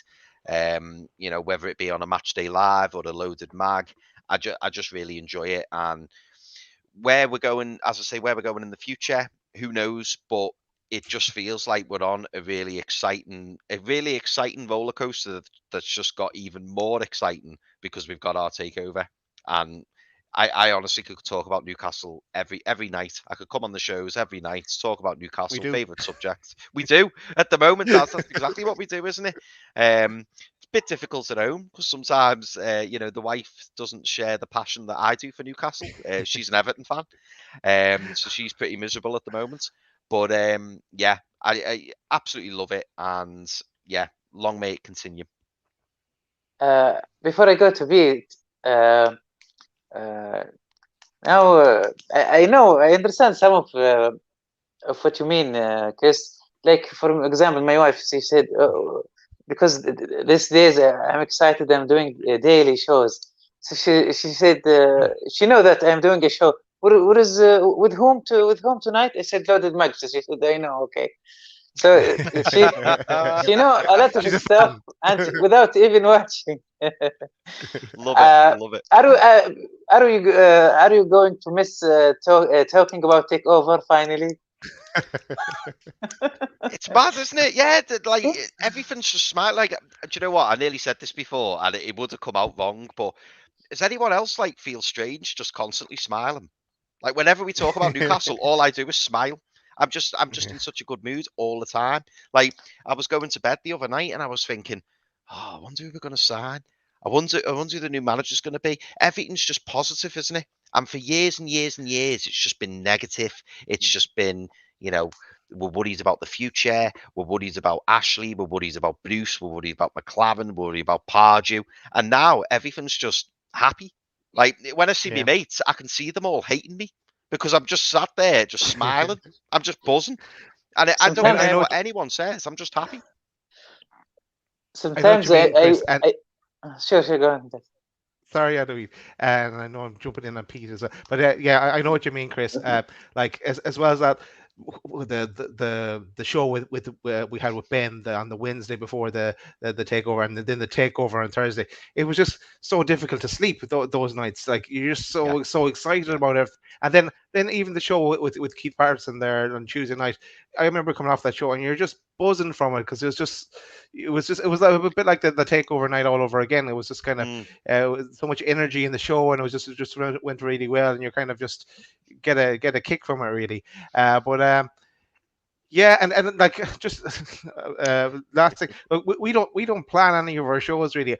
I used to try and plan shows, and we did for Loaded Football Weekly, but now we just kind of a few pictures, and we all know the subject matter because it's all we read and we're interested in, and we just bounce off each other then to make a show really, and that's the way it works for us. Sorry, Pete. we will go to Pete, don't worry. Just sometimes I wake up, I remind myself the takeover is happening. Pete, sorry, we talk about too many things, so feel free to talk, but please give us some exclusive because Chris and they doesn't want to tell us any exclusive. All I can say Pete, from I don't want to put you on the spot, but by the way, one of our guests, Pete, got him. That's all I'll say, and it's amazing. Yeah, I'm sworn to secrecy. We're gonna get a big guest soon. A big guest, and more than one guest actually, more than one big guest. What I love about it is that we're all working together to make it better. So you asked me where I see us going. First and foremost, I see us going to 2,000 subscribers and beyond. Because I think what we've found is that, and a lot of people have said this, is that the stuff that we've done, people really like, and they're saying, we should be getting more interest than what we have been. And that's just because people haven't found us yet. So I think the more that we do this and the wider we stretch our shows and put ourselves out there, the more that people will start to listen. And what we've already found, and this is where the away days fits in really well and why I enjoy it so much, is that opposition fans now take more of an interest in us. They now want to talk to us about Newcastle. So the guy I had on from Crystal Palace, D, tonight, he was saying, like, literally, you guys have been the talk of the town. Like, within Crystal Palace, that's all people are talking about, Newcastle United. Fuad, who was on with us last week, said exactly the same. We are the talk of the town right now, or talk of the tune, should we say. And with that becomes exposure to what we're doing. That's not just Loaded, that's with yourself, وليد, and many others. And I think it can only be a good thing for Newcastle in the content that we're putting out moving forward. I think we pride ourselves in the fact that we don't plan anything. We're just five lads. We say it all the time. We're just five dads that come together and just talk about football because we love it, and we love Newcastle United, and we have done for many a year. And that's the beauty of it. I mean, for me, I cannot tell you the relief that came off my shoulders the day that the takeover was announced, because yes, we're still in a relegation battle. Yes, we're not there yet challenging, but it's such a great feeling knowing that there is ambition there, knowing that coming to January that we've not got to wait till the end of the window to get one loan signing. in that we're actually going to strengthen the team significantly, that we've got an owner that wants us to win the Premier League title in 5 years. Not to say that it's going to happen, and I pray it does happen, but that wants that to happen. That's amazing. Like, we've had 14 years and longer of not having that sort of ambition. You know, we had, the last time we had that ambition is under Sir Bobby Robson, when I was going to the state. And if we can match that, when I was going up and down the country in the early 2000s watching Sir Bobby Robson's team, if we can even just recreate that again, where we're playing Champions League football, or we're playing and getting to semi-finals and the finals of the Europa League, if we can get back to that, that's just amazing from where we've been. And I've said it before on many a pods, said it on Matters, I've said it on Loaded. Whatever we do going forward, we have to remember where we've come from. And I don't want, we can be disappointed if we get to a final and we lose, or if we don't win a league after we've already won one, if we're lucky enough for that to happen.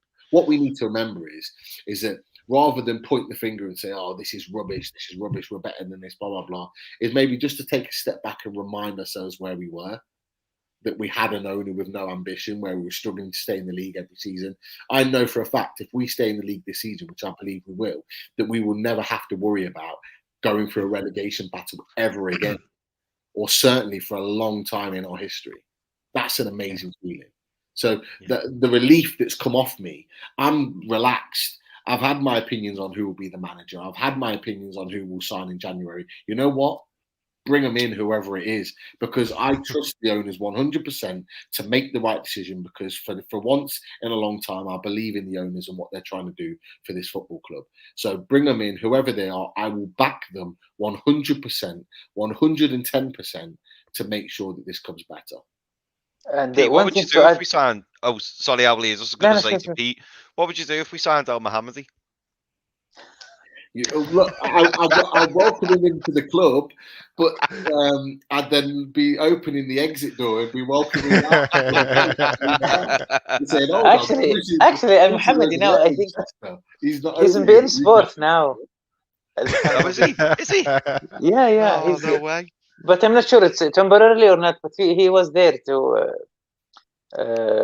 They bring him in the Euros, I remember. Yeah. And to back what Pete says, the thing I like about most of the fans when they're saying we weren't worried about relegated before the takeover. The question is, okay, if we get relegated, are we gonna still the consortium will go on, will continue? So this is the real matter is the takeover, not relegated, because relegated, even if we didn't get relegated, with Mike Ashley we have this chance to get relegated every year, as also Alan Shearer says. Does our button guys, you have a question and I have a question for you, but ask your question first. Yeah, my question is, I want to turn the table around on you, Aloid, and it's not really about your upcoming shows. It's around LW Newcastle in general. You must you backed Newcastle from the start. And you followed the takeover right through. You have to be the most knowledgeable person in Saudi Arabia on the subject matter of Newcastle. Your show must be prime to really take off, and I know there's interest because on the day of the day before the takeover, was it? No, it could be the day of the takeover. You'd mentioned about a Spaces and a thing on Twitter, and I joined you. When you asked the question, did anyone want to join?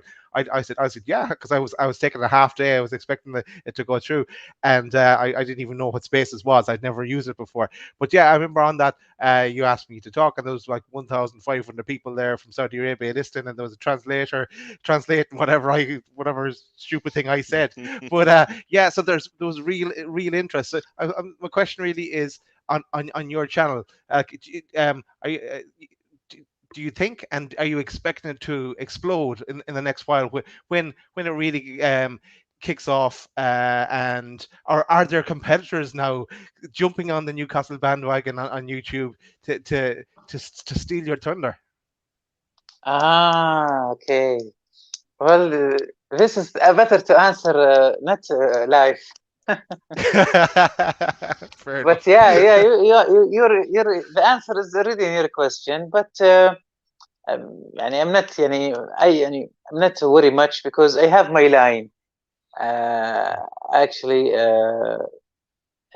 it's really I don't want to get start emotional, but this is my line. I'm enjoying doing this. I get much better into it. Before I remember maybe I spent days to prepare a show. Now maybe 10 minutes. So this is a huge improvement, and I'm thankful for all of you guys, and especially Steve Rate, because he's the one who supported me from the beginning during the shows, during the match day lives, during the COVID times. It was really very helpful. Even my language, my speak. Before I was very. Sometimes I read from the paper. I don't want to mistake do mistakes, but now I didn't. Alhamdulillah, thank God, I didn't do that. But as you said, I'm not worry much because this is my line. I will continue doing this and have it's like happily ever after, and I'm doing this for life. I'm doing this for life. You continue being you, Aloid. Continue do what you do, because it's great that we all have come on here. I know loads of the other guys have come on as well, and yeah, you do some shows in English and some for people in Saudi as well. So it's interesting, and I think more and more people will come and join you on the journey. Yeah. Actually, I want to thank also Ian. He did me a great video yesterday. I really loved it, and I promise I will put it on. So this is, and for me, this is really mean the word for me. And imagine if someone send you or put a tweet for you, this Ian, Plain Spotter, Ian, yeah. Plain Spotter guy. Let's play this video. It's just show you how that I didn't really much care about the thunder. You says. Dance. What is the video? This is really brilliant because hopefully I will announce this maybe officially. I'm coming Newcastle very, very soon. I'm just waiting things to be sorted, but very, very soon I will come to Newcastle. Once assured, this is the video.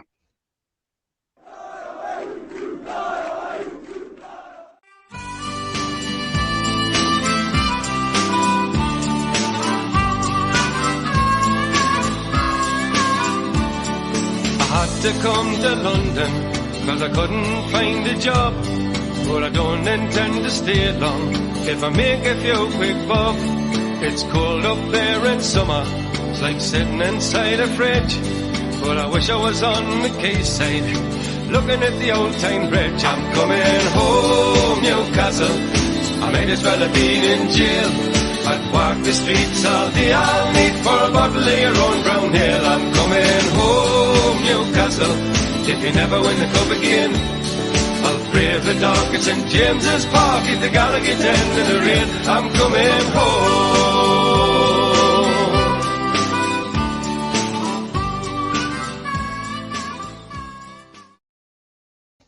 Class. That Well was done, Ian. class. Well done, Ian. It's really I had tears really yesterday. Really, it's really mean the word to me. I'm very excited. I have many plans, and hopefully soon that I'm coming together. This song, it was first song I hear, and I listened to Newcastle, and it was my first theme in the shows. Now, of course, I'm trying to improve and change. There is a great singer, Junior Turner. He gave me permission to use the banks of the River Tyne to use it as a theme and for the new show.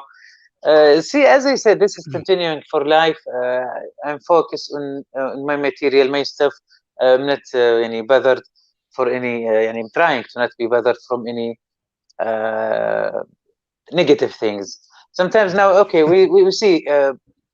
As you said, Pete, and you said about jealousy of the other teams and the fans and the actor.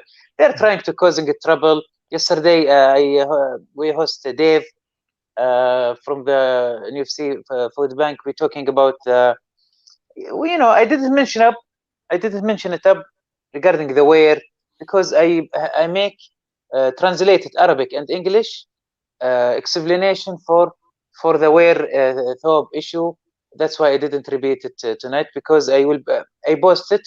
Actually, I cut it. It was blocked the video because some music. So I let my wife do it, and hopefully she did. She posted it, and they will post it in Twitter. Now my turn. Question for you, Jazz. Now I hit the 1K last week, I believe. So what I can do with this?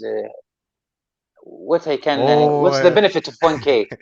If you listen to Martin, it enables an awful lot of buttons. Yeah,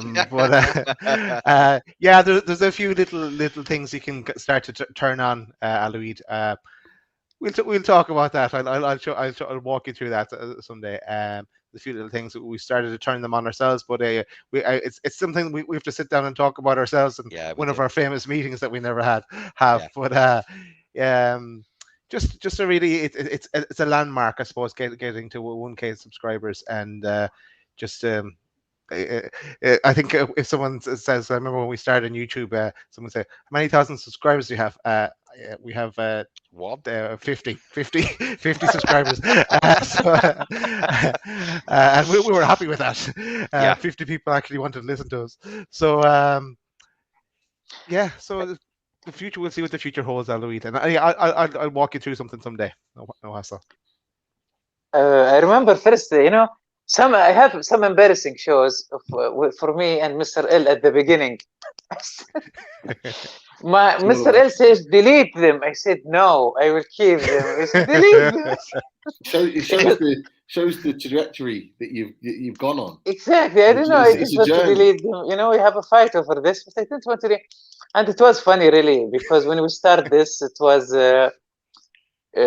we do it, and we start at Instagram first, and it shows the numbers. Like here, it shows the number who watch you, and it was at the beginning for weeks. It was 0. It was 0 for a long time. So once it was like 1 or 2, and Mr. L, there's someone watching us. You know what, Aloid? I remember, and I think I said this to you before. When I first saw you, NL, I thought these guys are from Newcastle. They're just dressing up and pretending they're from Saudi Arabia. I really thought that was first, because I only watched a bit of the clip, and I thought these guys are just messing. You mean us, me and Mr. L? Yeah, I thought you were really from Newcastle, but you just dressed up and pretending you were from Saudi Arabia. Oh, okay. Yeah, actually, I remember when first video, because the reason of this start always actually me and Mr. L. Maybe this is okay. This is exclusive. That's it's fun. It's fun show. Exclusive. Actually, Mr. L is my brother. Oh, No way. He's my younger brother. This is exclusive, and I hope he will not watch, because he said, "Let's be friends." No need to say. Oh, no way. He's my younger brother, and lately he's not with me because he's busy with another city. He gets another job, and it's difficult little bit for him. So that's why he's short lately. But yeah, he's my brother, and we always talk about football for hours. So I convince him, let's do a show, please. Let's do a show. I don't want to do it alone. Let's do a show, and from there, that's where we started. And when I remember some account, it's called not Galugate Chat, no, Galugate in UFC, I think. There was some famous account. He posted our video. And a lot of we receive a lot of videos. Who are they? Who are they? Who are you guys? Who are you guys? And actually, I said, what to answer? I didn't know what to say. And before, we didn't talk in English, so I start translating. And I noticed the Newcastle fans saying, how we can make sure what he's saying is matching what it's been written. And I remember, if I'm not mistaken, Dr. Neil Mitchell, if I'm not mistaken, or someone from Emirates, I forget, but he said, no, we some Arabic guys in Emirates, it's matching what they're saying. It was it was really funny. It was really weird start of this, but this is a story where we start. And You'll have to post the first video, a tweet with Yeah. the video. Yeah. No, the first one I'm not allowed to post. Oh, Keep mate, it. so funny. Keep it. That's Do you know that's. what, Alois, just Yeah. to add into what you've just said, Yes, sir. it's really nice you do that with your brother. I had no idea he was your brother, but do you know what and I know it sounds a bit cliche and people will say that it's, I'm not being true when I say this, but do you know what? As long as you and your brother enjoy it, and as long as you enjoy doing the shows, it doesn't matter whether one person's watching it or 1,000 people are watching it. As long as you're enjoying doing it and you're having a good time, for me, that honestly, that is the most important thing. I mean, we spoke about this, Pete and Daz, didn't we, a while ago, saying that we will continue this journey as long as we all keep enjoying it, and we've all enjoyed each other's company, and we all have a laugh together, and we've all got each other's backs. And as long as we continue to enjoy it, and now we're noticing that other people are enjoying doing it with us, we just keep doing it. Exactly, Chris. And there's always times as well when, and I know all of us know it as well. I said, oh, I don't know, is this getting too much or whatever? Or maybe I need to take a break. But you'll have that. There'll be ups and downs with it, and we've stuck with it. And those times will come again for us. But they will. yeah, we just. Because it is a hobby, because we all have families and jobs and lives, and it was perfect during lockdown and COVID and stuff like that to do this kind of stuff. But who knows what the future it'll lie first. But with the takeover now, it's all positive stuff. So we might as well stick with it. But that's, I'm thinking. You said that you think we are from Newcastle, but we were talking in Arabic. Yeah, no, because you would, and then you'd speak in English, right? And I was there. Is this a comedy act? What is it like? I was like, what is it? And I only saw a clip, and I was like, and I left it, and I thought, oh, it's a comedy act. And then I saw you guys again. And I go, oh, this is real. This thing.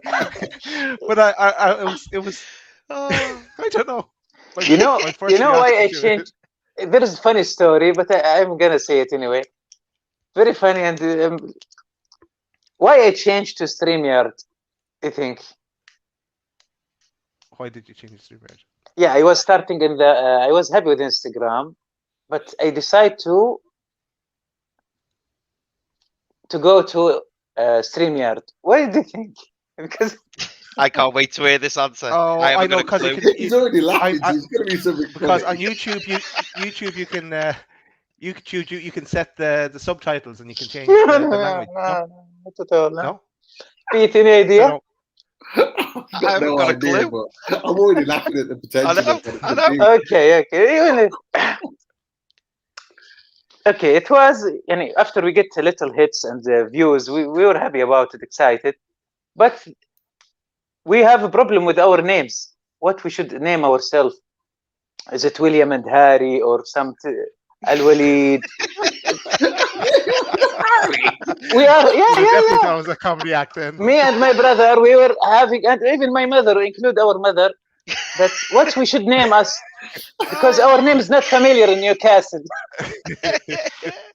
So we spent hours talking. No, let's William and Harry. It's funny. It's gonna be acceptable there. No, they will laugh at. They will laugh at you. This is not make sense. So, and we care about these names, but actually, the fans, they have other names for us. And it was the one on the top, one on the bottom. The guy on the top, the guy on the bottom. So I said, no, we have to change. Oh, brilliant. So I was the top guy and the bottom. It was really embarrassing. So I said, no, let's change it to StreamYard. I was looking for that. Can you change it back to William and Harry, please? Oh, so good. I'm a little bit disappointed that it's not William and Harry now. I've got to be I know. Yes, it was really great. I have great memories, really great exclusive. But I keep it inside, and I know that maybe this is if I meet one of you or meet you all soon, inshallah, with the Newcastle. I have many stories. I can't say it even in front of camera. So can't wait for them. All right, that's thank you for coming. Thank you for watching. That was Loaded Max. It's Friday then, it's Saturday, Sunday, woo! It's Friday then, it's Saturday, Sunday, woo! I've switched the phone and it's It's Friday then, it's Saturday, Sunday, woo!